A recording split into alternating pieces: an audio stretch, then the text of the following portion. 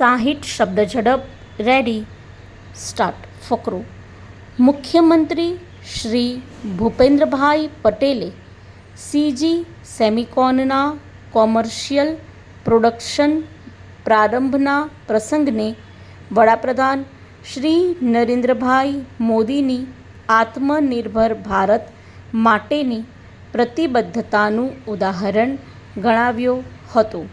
આ પ્લાન્ટ ભારતને global supply ચેઇનમાં મહત્ત્વપૂર્ણ ભાગીદાર બનાવશે તથા દેશની સેમિકન્ડક્ટર ઇકોસિસ્ટમને વેગ આપશે તેવી આશા તેમણે વ્યક્ત કરી હતી. સીજી સેમિકોન પ્લાન્ટ દ્વારા 5,000થી વધુ પ્રત્યક્ષ અને પરોક્ષ રોજગારીનું સર્જન થશે. મુખ્યમંત્રીએ વડાપ્રધાન શ્રી નરેન્દ્રભાઈ મોદીના સતત 12 વર્ષના સુશાસન કાર્યકાળ દરમિયાન ભારતે ફ્રેજાઇલ 5 ઇકોનોમીમાંથી નીકળીને ફાસ્ટેસ્ટ ગ્રોઈંગ ઇકોનોમીની વિશિષ્ટ ઓળખ મેળવીને આર્થિક વિકાસની યાત્રામાં મેન્યુફેક્ચરિંગ, સોફ્ટ પાવર અને ટેકનોલોજી લેન્ડસ્કેપમાં અનેક નવા ક્ષેત્રોમાં દ્વાર ખુલ્યા છે તેનું ગૌરવ કર્યું હતું. ફકરો.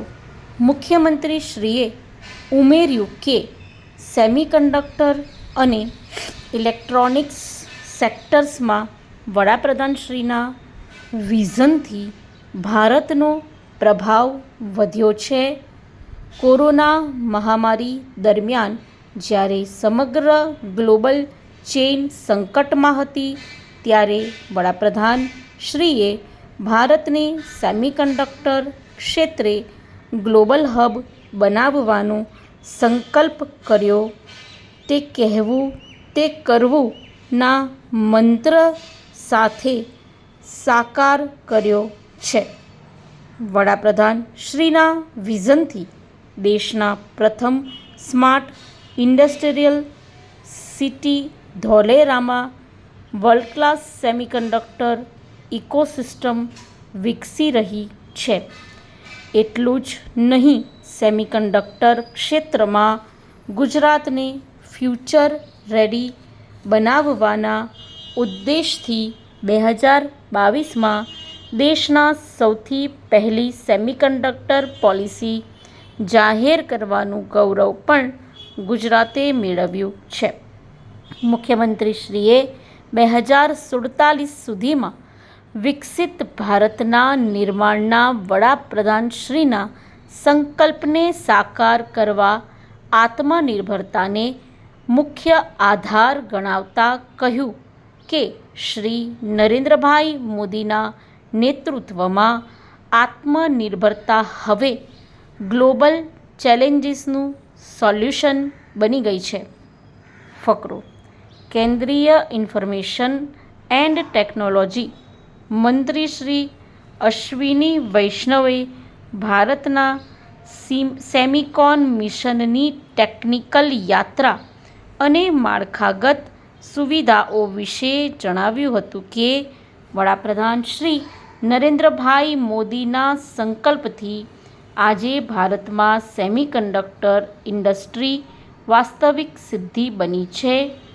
દેશના ખૂણે ખૂણેથી આવેલા સ્ટોપ. 60 શબ્દ ઝડપ રેડી સ્ટાર્ટ ફકરો. બાળકોના સર્વાંગી વિકાસ માટે પાયાનું જ્ઞાન અત્યંત આવશ્યક છે. કોઈ પણ રાષ્ટ્રની પ્રગતિનો મુખ્ય આધાર તેની ભાવિ પેઢીના બૌદ્ધિક સ્તર પર રહેલો હોય છે. આ દિશામાં પ્રાથમિક શિક્ષણ સૌથી મહત્ત્વપૂર્ણ ભૂમિકા ભજવે છે. તાજેતરના સમયમાં માળખાકીય સાક્ષરતા પર વિશેષ ભાર મૂકવામાં આવી રહ્યો છે, જેથી બાળકો નાની ઉંમરે જ વાંચન, લેખન અને ગણનની મૂળભૂત ક્ષમતાઓ સિદ્ધ કરી શકે.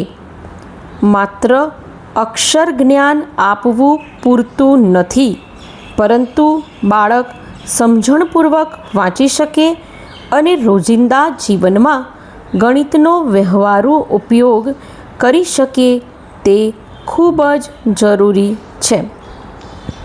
આ મહત્વાકાંક્ષી લક્ષ્યને ઝડપથી હાંસલ કરવા માટે શાળાઓમાં આનંદદાયી અભ્યાસક્રમ સફળતાપૂર્વક દાખલ કરવામાં આવે છે.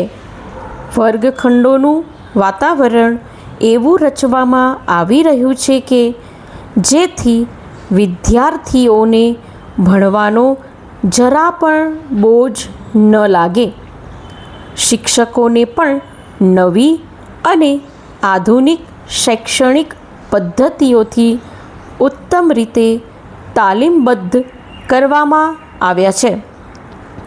રમતગમત પ્રવૃત્તિઓ, વાર્તાકથન અને ચિત્રકામ દ્વારા શિક્ષણ આપવાથી બાળકોનો શૈક્ષણિક રસ સતત જળવાઈ રહે છે.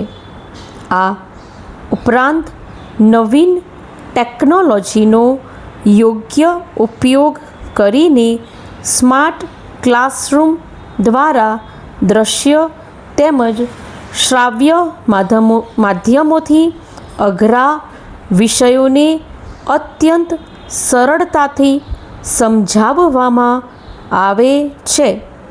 શિક્ષણનું આધુનિકરણ થવાથી ડ્રોપઆઉટ રેશિયો એટલે કે અધવચ્ચેથી શાળા છોડી જતા બાળકોના પ્રમાણમાં નોંધપાત્ર ઘટાડો નોંધાયો છે. વાલીઓ પણ હવે વધુ જાગૃત થયા છે અને પોતાના સંતાનોને નિયમિત શાળાએ મોકલવા લાગ્યા છે. સરકાર દ્વારા મધ્યાહ્ન ભોજન, મફત પાઠ્યપુસ્તકો, શિષ્યવૃત્તિ અને ગણવેશ જેવી પ્રોત્સાહક યોજનાઓ ચલાવવામાં આવે છે. આ તમામ પ્રયાસોના અંતિમ ઉદ્દેશ એ છે કે સમાજનો છેવાડાનો અને વંચિત વર્ગનો બાળક પણ સમાન તક સાથે ગુણવત્તાયુક્ત પાયાનું શિક્ષણ મેળવીને પોતાની ઉજ્જવળ કારકિર્દી બનાવે તથા રાષ્ટ્રના ઘડતરમાં યોગદાન આપે. જ્યારે શૈક્ષણિક પાયો અત્યંત મજબૂત હશે ત્યારે જ આપણો દેશ આગળ વધશે.